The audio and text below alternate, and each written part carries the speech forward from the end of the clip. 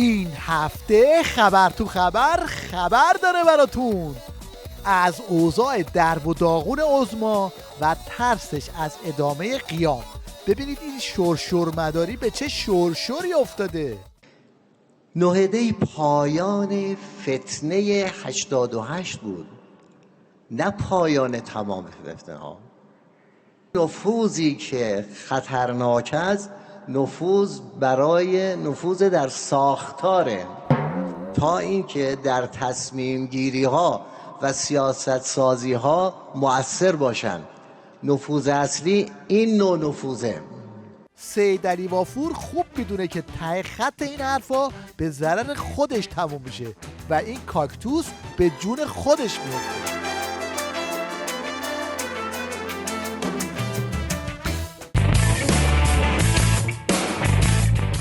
عظمای گردن شکسته به قدری منفور شده که الان تمام اراذل و اوباش حکومتی جمع شدن تا یه جوری سر و صورت عظما رو صاف و صوف کنن. در این 40 سالی که انقلاب رو درک کردید هیچ ایامی مثل این ایام نبود که با تمام ظرفیت و با ادبیات مختلف شخص ولی امر مسلمین مورد تهاجم قرار بگیره.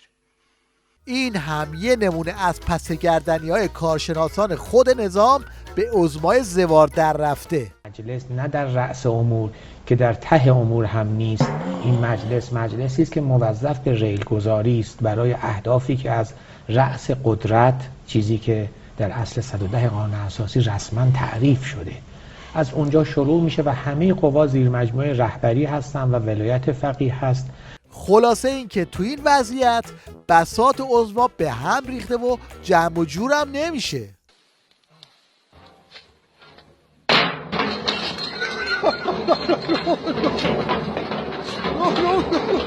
توی این شرایط آخوندهای ریز و درشت به ماسمالی و بتونه‌کاری عظما رو آوردن. قسمت اطاعت است. یعنی چی؟ بعضی از ما بچه حزب اللهی نام‌ها، هیئتی‌ها تا وقتی که رهبر معظم انقلاب یه موضعی میگیره که ما هم همونو میگیریم، میگیم دیدی زد تو دهن دولت، دیدی حالشو گرفت، دیدی آقا چه جوری فلان کرد. به محض اینکه موضعی میگیره که با اون که ما می‌خوایم نمی‌سازه، میگیم بنده خدا چقدر مظلومه، دستش بسته است.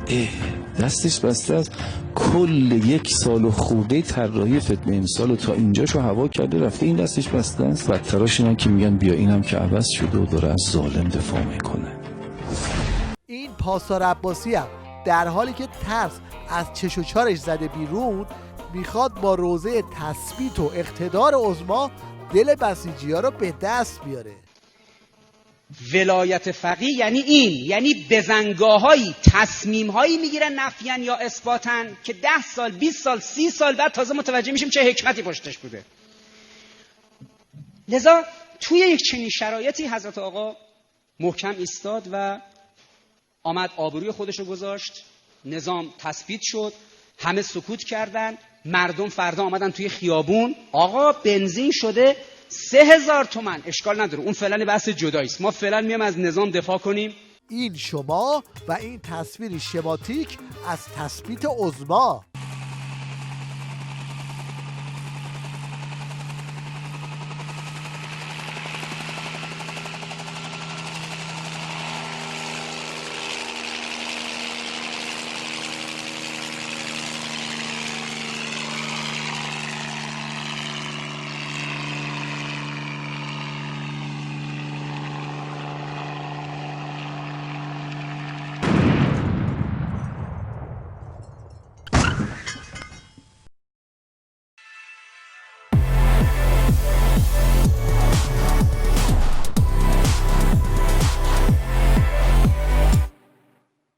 نوبتی هم که باشه نوبت آخوند تانگه است که میخواد با این دست و پا زدن ها صورت عظما رو با سیلی سرخ نگه داره. اگر همه مسئولین مملکت ما، همه زن و مرد مملکت ما هر کاری میخواستن بکنن، از دید خدا، از ولی خدا، از روحانیت، از مرجعیت پرسش میکردن، اجازه میگرفتن، امروز ما اینقدر گرفتاری نداشت. اقتدای به ولی بکنیم. خب رهبر فرموده جنس ایرانی مصرف بکنید، رهبر فرموده اولادتون رو زیاد کنید. این چرخ زدن ها ته خط به چنین نتیجه‌ای ختم میشه.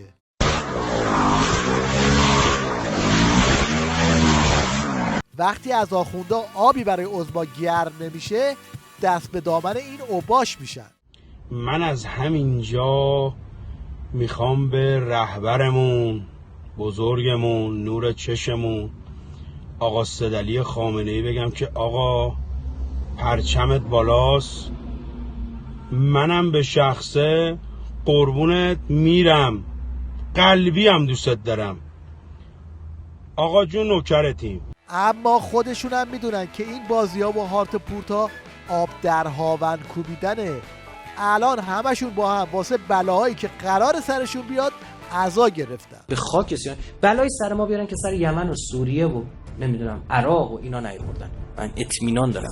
یعنی ما اگه از این آرمان ها برگردیم دست اینا مسلط بشن بر ما بیچاره مخان. یه صحبتم فکر کنم در حرم امام بود. رهبری گفتن که مردم ایران اگه از این آرمانا دست بردارن سیلی محکمی خواهن. این هم حکایت عظما تو این روزا که از سایه خودش هم میترسه.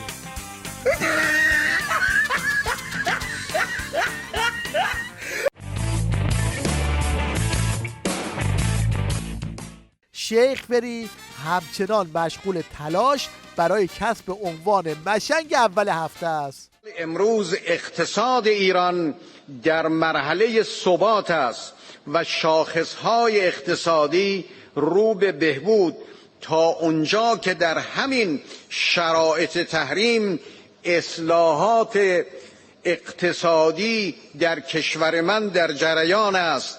این عراقچی هم که از برجام و مذاکرات و این حرفا ناامید شده زده تو خط نمایش‌های خیابونی و این ادا و اطوارا.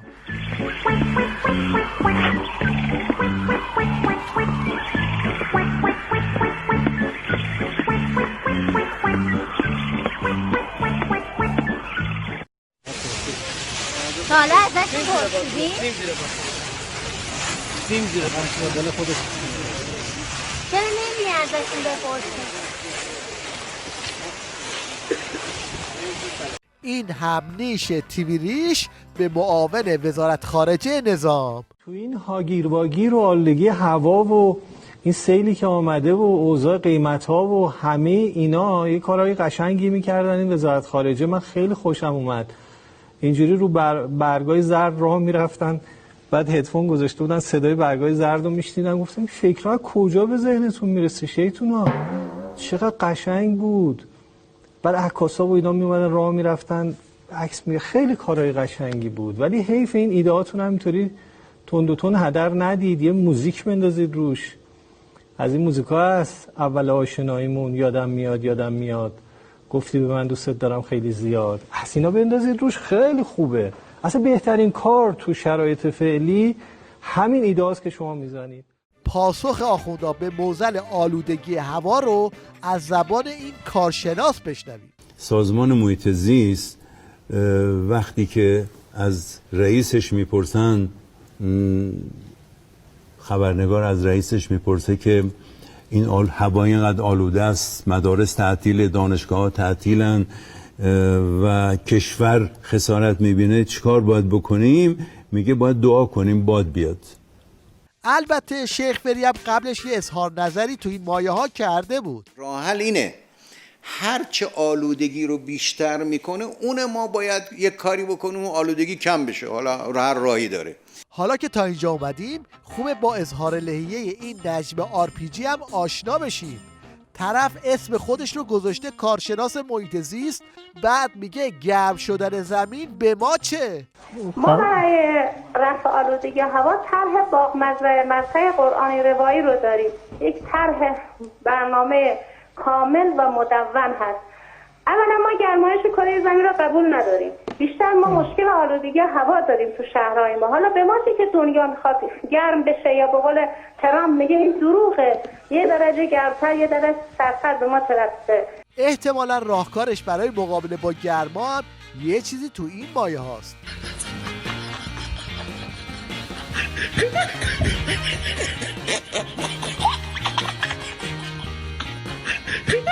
بحران انتخابات آخوندا در پیشه.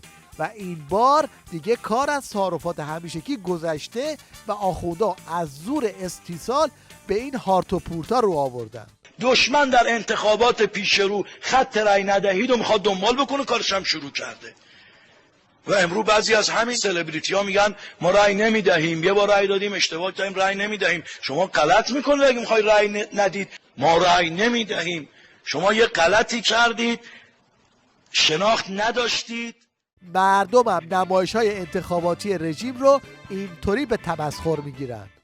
سروران، بزرگواران و مردم خوب شهرستان نیکشهر، این رنجاتی که ما خرد نمیشیم، بسه 12 ساله 12 سال من اومدم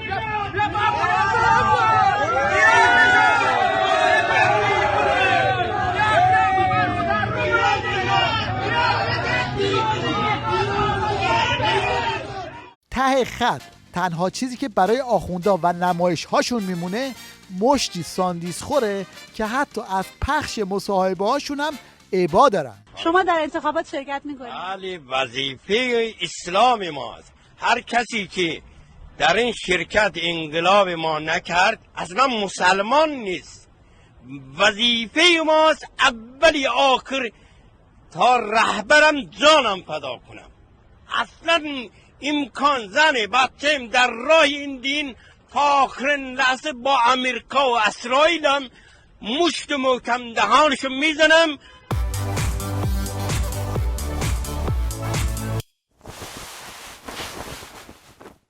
در پایان توجه شما رو به هنرنمایی یک نجار جلب میکنید که در نوع خودش منحصر به فرده.